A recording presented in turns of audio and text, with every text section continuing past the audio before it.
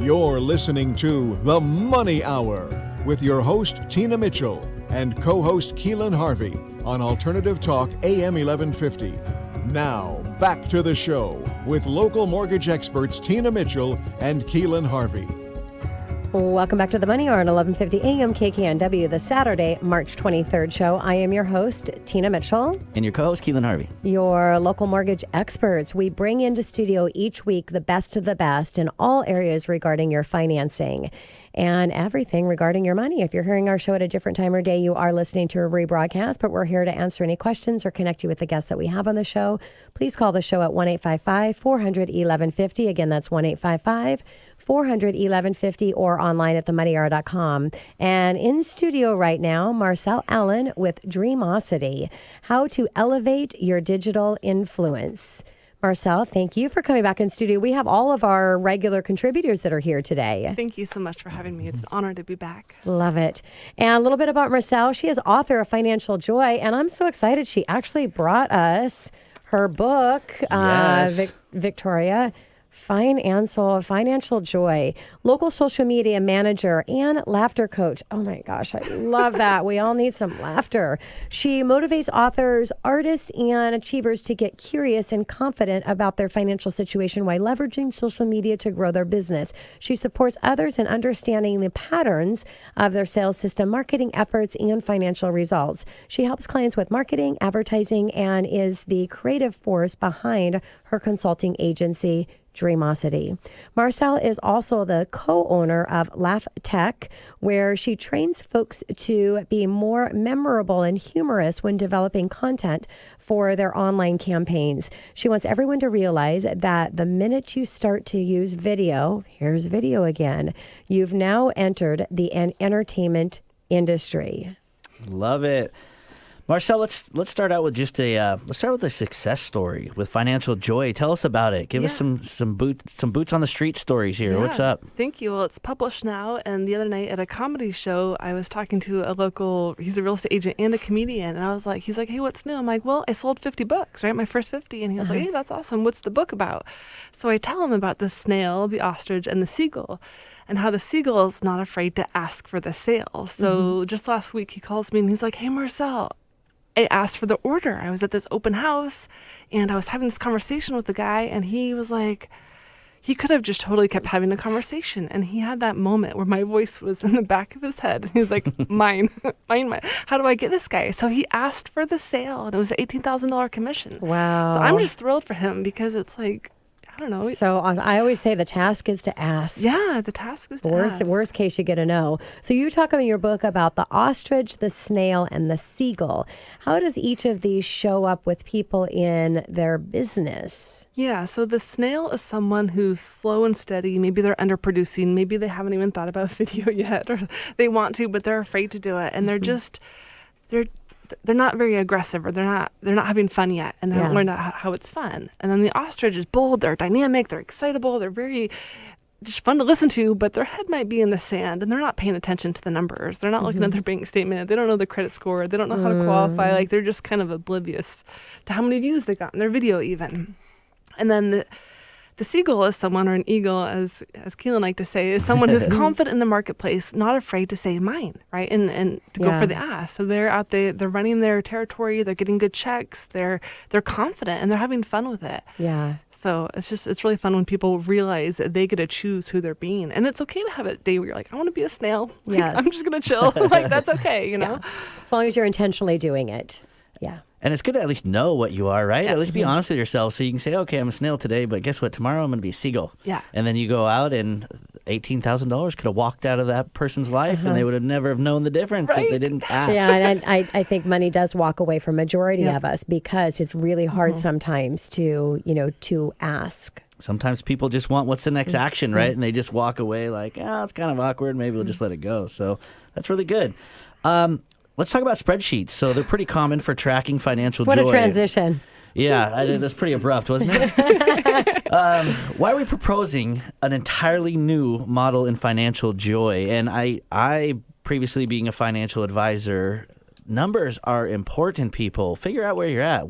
How do you even know what's going on if you don't know your numbers? And spreadsheets are obviously very valuable. Tell us more about it. Exactly. So spreadsheets are great. They were started in 1979 by a man, made popular in the 1985, and they're great for counting and measuring and calculating and data, but they're really bad teachers and they're not fun, right? So when it comes to a lot of my clients in the past, getting them to make the connection between the video, between the marketing and the result, it's not fun to look at the P&L statement, right? So I made a more kind of a circular cash flow model where it's almost like a wreath or like a 30-day calendar in a circle.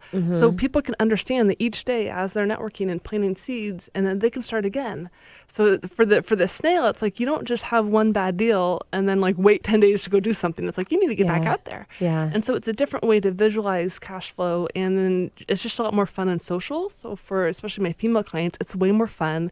It's got that spatial component, and it's a lot more exciting to talk about. Yeah. And you guys know I talked about the data dropper, and it kind of pulls them out of their, like they're not afraid to talk about it if they get to create or draw or doodle the data. So. Yes. So let's talk about the connection between financial joy and producing video. Yeah. So this is where I've been doing my meetup, Developing Digital You, for 10 years now, and I've been preaching video for a long time. And I hadn't been making the connection. And so on this diagram here, the only Victoria can see, the social audience matrix, I talk about, people who are rookie, JV, AA, all the way up to an MVP, right? So kind of a baseball metaphor. And then measuring audience size anywhere from 0 to 100 to 1,000, 10,000, 100,000, or a million.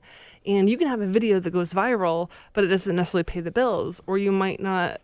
Like you could have, only 100 fans and still be a millionaire. So it's not necessarily a profitability matrix, but what I realize is with financial joy, the cash flow circle or that ring, as you're growing your audience and as you're getting in front of 100 people, 200 people, 500 people, you need to keep, there's a connection between exposure and closing deals. And if you're just getting exposure and you have nothing to sell, you're in trouble, right? And if you're selling to only the same 20 people over and over and over, like eventually you're out of, like, you need more leads, you need more people. So video helps us expand our network. But at the same time, if you're great on video and you don't have an offer, you're kind of in the wrong place. So I'm just excited because I've been talking about video for so long, and then to see that there's got to be that track that they keep running on. Like you still need to pay attention to your sales activities, not just the fun and excitement with video. Yeah. So. And you never know, you might go viral, like do a little funny dance like the Backpack Kid, and now you're like literally, you have a dance for a living. That's what you do. But then Marcelle's going to show you actually how to make money out of that. But how do you make money out of that and monetize it? So that's why they need to call Marcelle, and she'll tell him, get him hooked up. We get Backpack Kid, call Marcelle, she'll help you, okay? So what advice do you have for someone who doesn't want to get on camera? I know we talked a little bit previously about how that's a fear for everybody. What's your take on it? How do you inspire people to get on camera and be the next Backpack Kid? Yeah, so my advice is be generous with your knowledge. And the way I got to that advice was when I was first starting video about 10 years ago, I was an ostrich. I was scared. My head was in the sand. I didn't want to play. And my friend Abram had been doing a video a day for about a year, and I'd been following him and watching him, and he was entertaining. He was dynamic. And the time I finally met him, I literally reached up and touched his shoulder, and I was like, "Oh, you're real!" Like I had this crazy moment of like, "Oh my gosh, you're so just normal, right?" Yeah. But there's this moment in video that people who are watching us see, like they put us kind of up on this pedestal sometimes.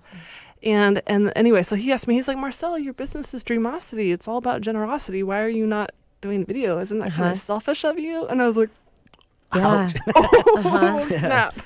That hurts. And so to me, he's like, it's not about you. It's not about how you look or how you sound. It's, are you being generous with your ideas and your message? Yeah. And then I was like, okay, help. And so I was coachable, and that's the second piece of advice. Be coachable, take a class. Yes. Learn how you can get started. And that's so funny because I always say too, and it kind of goes back to the ask, that you are being a disservice to your clients if you do not ask for the business, because you have to help them see that and there could be many different things, that person's too busy, or I'm not good enough for them, or whatever the case may be. There's a lot of things, but so you're a disservice to your clients if you're not asking for that business. So same thing, you're a disservice to your clients if you don't get on video, because they're not getting to know you, you're not building that relationship, and you never get a chance to take care of them as the awesome expert that you are.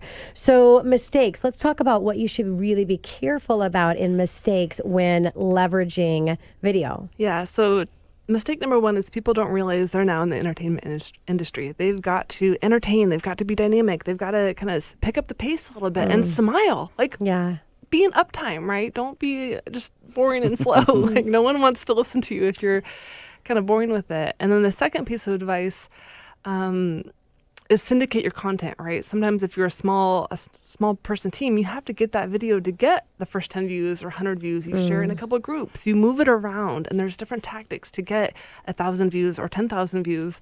And some people aren't paying attention to those numbers. And I encourage people, if you're going to do a video, whether it takes a minute or an hour to set up and to create, set a goal, have an intention. Is it to get 1,000 views or 100? But to not just do it and then set it and forget it, because that's not actually serving you either.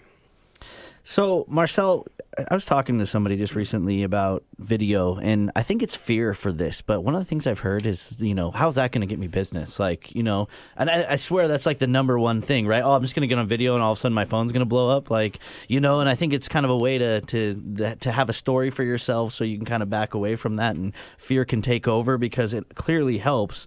So, what would you say to somebody? How does developing a digital presence help financial advisors or, anybody, real estate agents, anybody that wants to get out there and really grow their business? Yeah, so it helps you leverage time. And by not having to do everything all the time, if you do a video once, it can move for you, right? So I'm here today able to come, meet with you great people and be on a radio show because my systems and videos are moving for you.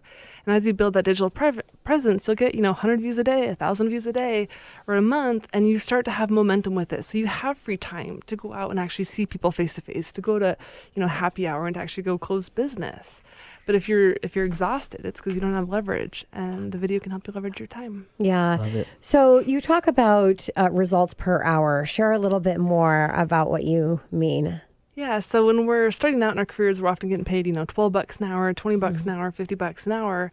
But when you leverage technology, it's now about the results per hour. So whether you're talking about email marketing and you're going to email 20,000 people, you're going to get a result in that hour. Or if you get on camera or on radio and you get to communicate your message to maybe millions of people, maybe 100 people, that result, there's more results in that hour than if you just go have coffee with someone one-to-one. Yes. So it's just a different way of thinking it. And then if you're an athlete, meal prepping, do you guys meal prep a little bit? I try sometimes. I'm going to be doing a lot of it now try too. that I got to play soccer. But that's another thing. You cut up a whole bunch of vegetables and 1 hour's worth of effort, you can get 5, 6, 10 meals. So just results per hour. It's a different way to think. And I think as business owners, we can't think like an employee necessarily. Yes. Yeah. So Tina's going to know a lot more about this than me, the old celebrity vibe. So we talked about it a little earlier. Tell us what the celebrity vibe, what is that, and when does that start to happen? That's exciting. So if you're in the game with video, there's a point when people start to come up with you at the grocery store, at church, and a lot of my clients will say, wow, people know me now. And it's like, good, it's working. But it's this idea that more people are going to know you than you're going to know them. And so just be prepared for that. Because again, if you're brand new to this game, you don't realize how many people are going to know your face and your voice. Yes. And so it's kind of exciting. And so I actually prepare people for it because it does happen because they're consistent. Thanks for that shout out, Keelan. Well, I'm just saying it happens all the time. They're like, oh, yeah, Tina. And I was like, oh, what am I, Scotch Miss? He's like, come on, geez Louise. So can anyone elevate your digital influence? I would say yes. Okay. And what I talk about is develop digital you, right? So digital Tina, digital Keelan, digital Keelan. See, I told you, she knows Tina. Digital Michael, digital Amy. And I always say, imagine. That was awesome. Imagine if you could out-motivate, out-train, out-sell, and out-entertain based on your digital presence. How much more profitable and generous could you be? Yes. So the idea, even for me, there's real life Marcelle here, but digital Marcelle on the camera, you start to clone yourself, and it's just a really powerful thing. Yeah. So I encourage people to get in the conversation.